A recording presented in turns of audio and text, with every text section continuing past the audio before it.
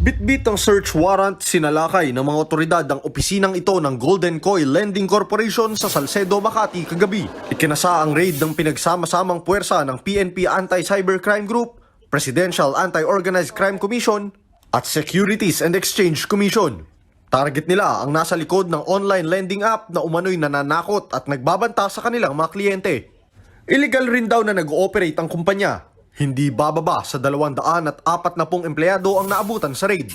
Ang siste, naniningil ng malaking interes sa pautang ang kumpanya at kung hindi agad mababayaran, pinagbabantaan nila ang kanilang mga kliyente. Sa mga natanggap naming reklamo, may mga katulad ng abangan mo na yung riding in tandem, malapit na sa bahay mo, isusumbong ka na namin sa barangay, basically pamamahiya at saka pananakot. Bagay na itinanggi ng isa sa mga empleyado. So hindi po kami yun, sir.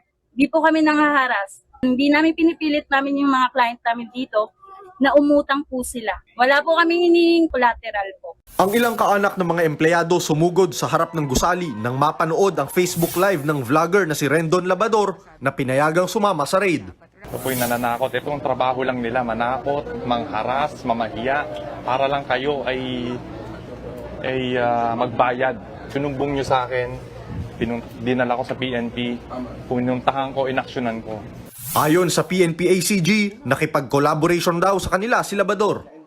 He's asking for a partnership with me, with us, with ACG, na tutulong siya with the advocacy. And that is fine. Wala akong problema doon. Kahit sino, with the same advocacy to spread public awareness.